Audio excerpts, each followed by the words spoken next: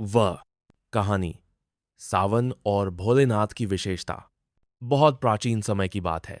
जब समुद्र मंथन हुआ था तो देवताओं और दैत्यों ने मिलकर समुद्र को मथा। उस समय समुद्र से अमृत के साथ साथ बहुत सी अन्य वस्तुएं भी निकलीं। इन्हीं में सबसे पहले निकला था हलाहल विष, जो इतना प्रचंड और जहरीला था कि उससे पूरी सृष्टि जलने लगी। देवता और दैत्य दोनों ही उस विष को देखकर भयभीत हो गए। वे विष से बचने के लिए चारों ओर भागने लगे। तब सभी देवता भगवान विष्णु के पास गए। भगवान विष्णु ने कहा कि यह कार्य तो केवल महादेव शिव ही कर सकते हैं, क्योंकि वही संहारक और कल्याणकारी दोनों हैं। तब सब देवता और ऋषि मुनि भगवान शिव के पास कैलाश पहुंचे और उनसे प्रार्थना की। हे महादेव, इस विष से समस्त लोग संकट में हैं। कृपया आप इस विष को ग्रहण करके सभी को इस संकट से बचाएं। करुणा निधान महादेव ने सभी की रक्षा के लिए वह विष अपने कंठ में उतार लिया, परंतु उसे अपने गले से नीचे नहीं जाने दिया और उसे वहीं स्थिर कर लिया। इसी कारण उनका कंठ नीला हो गया और वे नीलकंठ कहलाए। लेकिन यह विष इतना तीक्ष्ण था कि महादेव के गले में भी जलन होने लगी। तब समस्त देवताओं ने वर्षा तू में वर्षा जल से उनका अभिषेक करना प्रारंभ किया। साथ ही उनके गले की जलन को शांत करने के लिए बेलपत्र, ठंडी जलधारा और दूध से उनका अभिषेक किया गया। इसी घटना के बाद से सावन के महीने में, जब प्रकृति में वर्षा होती है, वह समय भोलेनाथ को सर्वाधिक प्रिय हो गया। इसी माह में भक्तगण भी भगवान शिव का जलाभिषेक, दुग्धाभिषेक, बिल्वपत्र आदि से विशेष रूप से पूजन करते हैं, ताकि भोलेनाथ प्रसन्न रहें और हमें भी उनके जैसी सहनशीलता व कल्याणकारी भाव मिले। शिक्षा। इस कथा से हमें यह सीख मिलती है कि भगवान शिव सबसे भय त्यागी और भूत भावन है। वे अपने भक्तों की रक्षा के लिए स्वयं विष भी पी लेते हैं। सावन में उनकी पूजा का महत्व इसी वजह से सबसे ज्यादा है। अगर चाहो तो मैं इस कहानी को 30 मिनट तक सुनाई जा सके।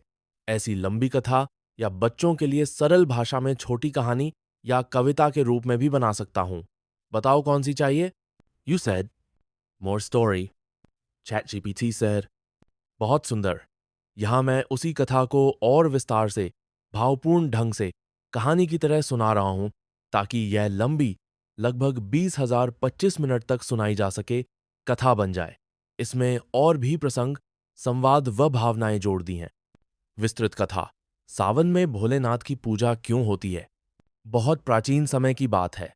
त्रिलोक में जब असुरों का अत्याचार बढ़ने लगा, तब देवताओं और असुरों के बीच कई बार युद्ध हुए। एक बार जब देवता हारने लगे और उनकी शक्ति क्षीण हो गई, तब वे भगवान विष्णु के पास पहुंचे। भगवान विष्णु ने कहा, हे देवगण, तुम सब अमृत प्राप्त करो, तभी तुम्हारी शक्तियां वापस लौटेंगी।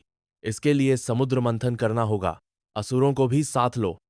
देवता और असुरों ने मिलकर मंदराचल पर्वत को मथनी बनाया और वासुकी नाग को रस्सी की तरह लपेटकर समुद्र मंथन शुरू किया। समुद्र मंथन से सबसे पहले जो वस्तु निकली वह थी कालकूट हलाहल विष। वह विष इतना प्रचंड और घातक था कि उसकी ज्वाला से आकाश, पाताल, धरती सब जलने लगे। देवता, असुर, गंधर्व, यक्ष, नाग सभी इधर उधर भागने लगे। चारों ओर हाहाकार मच गया। तब ब्रह्मा जी, इंद्र आदि देवता भगवान विष्णु के पास पहुंचे। विष्णु जी ने कहा, यह कार्य केवल भगवान शंकर ही कर सकते हैं। वे ही भोले हैं, सबका दुहक हरने वाले हैं। तब सभी देवता कैलाश पर्वत पर पहुंचे। भगवान शंकर समाधि में लीन थे। देवी पार्वती उनके समीप बैठी थीं। देवताओं ने आकर प्रार्थना की, हे त्रिपुरारी, हे नीलकंठ, इस समय आप ही हम सबकी रक्षा कर सकते हैं। कृपया इस विष को अपने कंठ में धारण कर लीजिए। शिवजी ने अपनी आंखें खोलीं, मुस्कुराकर बोले, देवों, तुम्हारी चिंता मेरी चिंता है। यह जगत मेरा ही परिवार है। इसकी रक्षा करना मेरा धर्म है। ऐसा कहकर भगवान शिव ने वह भयंकर हलाहल विष अपने हाथों में लिया और उसे पी गए। लेकिन उन्होंने उसे अपने हृदय तक नहीं जाने दिया, उसे अपने कंठ में रोक लिया। तभी से उनका कंठ नीला हो गया और वह कहलाए नीलकंठ महादेव। गले में जलन और सावन की वर्षा।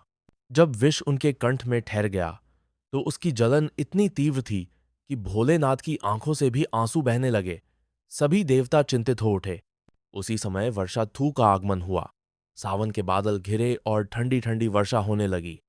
देवताओं ने यह देखा तो प्रसन्न होकर कहा, यह वर्षा स्वयं प्रकृति द्वारा महादेव के गले की जलन शांत करने के लिए की जा रही है।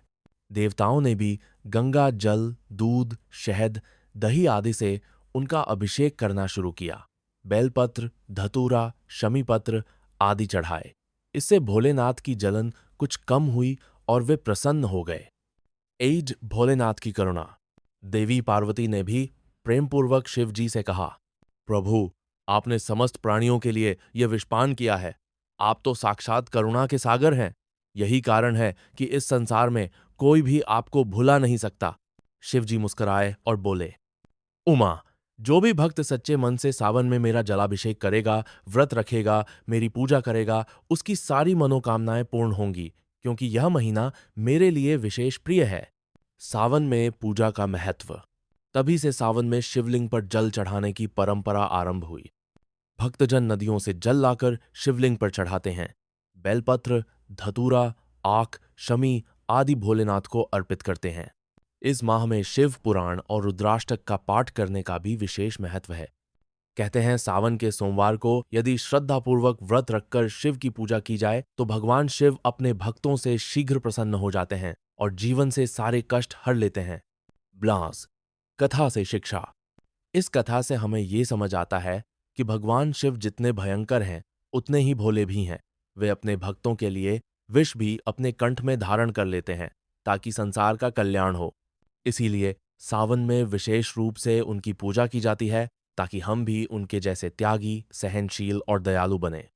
अगर आपको ये वीडियो पसंद आया हो तो इसे लाइक जरूर करें और ऐसे ही शानदार वीडियो देखने के लिए हमारे चैनल को सब्सक्राइब करें। घंटी का बटन दबाना न भूलें ताकि आपको नई वीडियो की सूचना सबसे पहले मिले।